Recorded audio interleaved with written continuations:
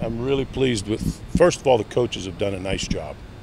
They've been very professional, done a nice job of game planning. I think the kids, we're trying to get them healthy right now, but I've been pleased with how they've practiced. I've seen them come back every day, a little more bounce in their step. It's been very good. I've been more than pleased with the coaches and the players. For you? You know, it's fun for me overseeing it. You know, it's enjoyable. You know, and it's humbling when the kids ask you to do it. They want you out there. You know, that's why we're all here. You know, and you know, all of us at the university are working here because of our student athletes and our students, and we can't lose track of that. Is it like riding a bike? I've done this many years. Yeah, you know it, and I can't. As I told the coaches, I'm not going to jump in, and I'm not going to try to change anything. You guys have coached them all year. You know, I'll do just what I did the last time. You're going to, you know, they're going to manage. They're going to do their thing. I can manage the game, but you know, they're doing the coaching. I don't have the relationship, and I'm not going to try to insert myself in a lot of places because I haven't built that relationship and trust with the kids. I don't know a lot of them that well, and same thing with the assistants. So, you know, I think that last time gave me an opportunity to go through it. I think communication is important, and I think we've communicated well, just what everybody's responsibilities are. What would you say is the biggest difference compared to 2 years ago, or have you approached it exactly the same? The biggest difference are the assistant coaches. You know, that last group was in here for, some of them were only in here for months, you know, and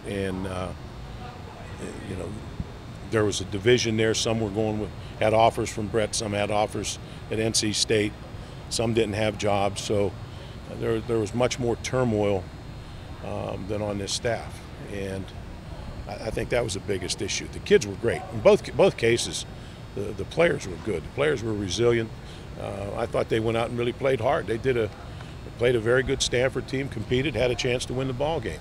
In terms of your approach? My approach?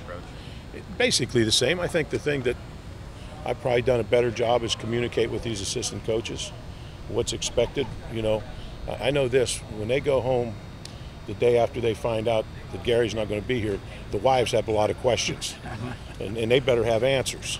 And that's the thing that we've tried to provide as an administration, just exactly where they stand, what their contract reads, and review all those things for them, so that they can go home and explain it to their wife. And you know, and just the fact that we were able to get Paul in place as quickly as we did, that he would, anyone who was interested in staying, he would, you know, give them a legitimate interview and visit with all those guys. So they all knew where they stood, and they've been good. Again, they've been very professional. Is Paul helping at all? Is there any reliance on him at all? Advice, insight? No, I think Paul's, you know, it's really good for Paul because he gets a chance to see all the kids. He gets to watch the coaches coach. He gets to familiarize himself with the kids that have committed to us in recruiting, get caught up in recruiting. You know, he gets a good jump on his job, and you know, puts a lot of thought together on what he's going to do staff-wise and that type of thing. As you've had a chance to watch Auburn a little more, you know, now that you hired Paul, what stands out the most to you when you really dive in? You know, Gus Malzahn is really innovative coach, and I've followed him from afar. You know, as a very successful high school coach to a coordinator and his different stops. Very creative, creates problems with his pace on offense. And, you know, you see a lot of very good athletes, a lot of good skilled players, a lot of speed, you know, they're well coached. I'm impressed. How special is it to be able to coach your grandson? You know, it's very neat. And, you know, Joe doesn't want anybody to know I'm his grandfather. You know, he doesn't want to advertise that, and I respect that. But it's kind of fun. We had Christmas dinner the other night with all my grandkids and my children, and he came in, hey, and called me coach. You know, I thought that was pretty cool. First time he's ever done Yeah, that? first time. Most of the time it's Grandpa that was coach the other night. He said you texted him before you decided to coach to see if he'd be okay with it. Was his approval kind of one of the things that? Yeah, I didn't want him to be uncomfortable. I didn't want him to be uncomfortable, and he said, I think it would really be neat. So, Any chance you reached out to Brett for insight on Auburn? I haven't talked to Brett. I did. You know what? I did. I just got a call from Brett the other day. But they played Auburn a long time. That was ago. the first game of the year. Yeah. You see them, I know they've lost 3 of their last 4. The three SEC teams they lost to put a lot of points on the board. They're also ranked in the top 20 offensively in the country too. What do you glean from their defensive efforts from the games you've been able to watch? Well, I think they're athletic and they're big. Their linebackers are, that middle linebacker 6'3", about 250. Yeah. So you're not going to make a living running isolation at it. You can see what they're going to do. I'm sure they're going to load the box on us and squeeze things down. Try to press the line of scrimmage and get a lot of people close to the line of scrimmage, and we've got to respond to that. So it's about us executing. That's the thing you learn over the years in football. It's not so much them; it's about how you execute and how you play. I'd like for us to be healthy. Hopefully, when we get to Tampa, we'll have everybody back. Volts back in the lineup, I think would really help and solidify us. And Costigan, should be pretty close. We got to watch him, but we should be very, very close to full speed, 100%. Too bad about Zagzebski. Yeah, you always hate to see that. You want somebody to be able to finish their career and play. That's always you never like to see that. You hate to see it. You've had a lot of satisfying career in your last Auburn game. Where does that come on that list? That's a good way to go out. I can't put that there with some of the Rose Bowls and some of the other wins we've had, but it was one of the better wins. That was a very good team that we played. And I've said many times since then, that was probably as well as any of my teams ever played. I really thought they played exceptionally well. They prepared well. We did some things differently. I gave them a day off, which in 16 years of coaching, I'd never done that before. I just felt that we were right on schedule, and gave them a day off. It would be our last work day, which was unheard of for me back then. But I really thought they performed well. Is this coaching thing like riding a bike for you? It is. It is. How's it been coming along over the last, week or so? It's coming along well. The hardest thing for me is my legs. 2 artificial knees, man. This turf's tough on you sometimes. What can you say about the senior class? They've been through now 2 coaching changes. You've coached them a couple times now. What can you say about the resiliency of this class? They're resilient. They're great kids. They like to play. They're with what Wisconsin football and Wisconsin athletics is all about. They have great pride in their university and representing us. And they're great kids. They're fun to be around. This is going to be Melvin's last game here. He's done some pretty special things, but how will you remember him and what he accomplished? I'll remember him as probably the best back that ever came through here, and that's saying a lot.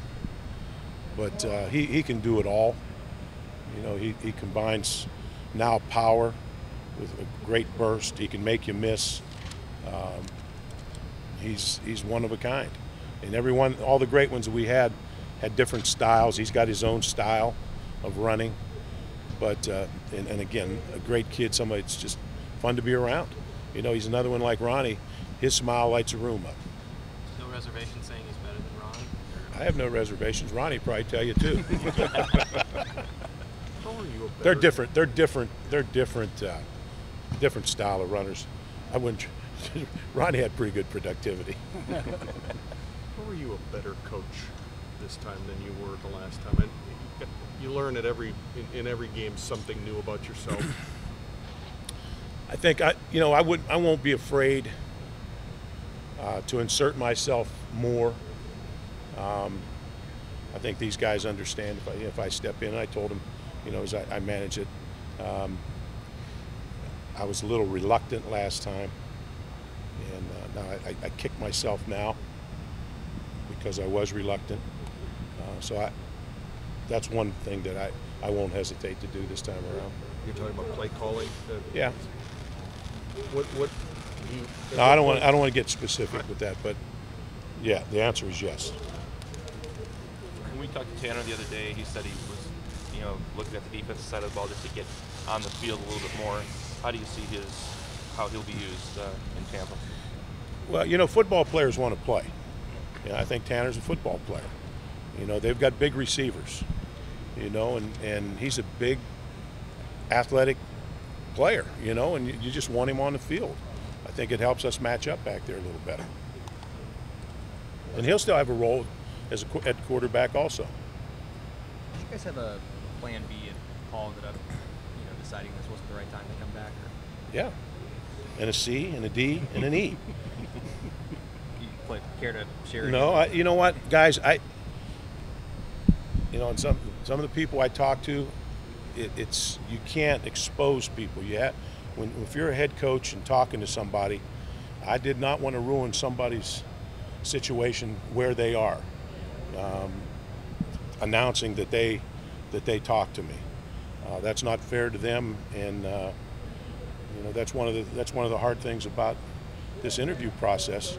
You know, if somebody visits with you, you have to promise them that that's confidentiality, or they're not going to jeopardize their job, and so I have to honor that.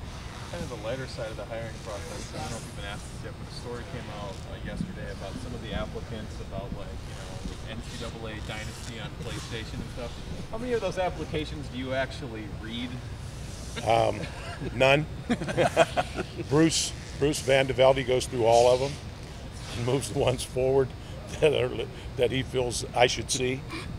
I did see a couple of those. He thought those were unique, to say the least. But I got to tell you, I get those letters all the time. Everybody wants to work in the athletic department, whether they have any experience in it or not. You know, everybody thinks that you just go to games and go to bowl games and celebrate wins, and that's our athletic department. You know, so everybody thinks they could do it. Did you read Paul's? Paul submitted a. I know he did. Okay. Did you? We had him write it out. Did you have him? He had two. He did two of them, as a matter of fact. Why? First one was in longhand.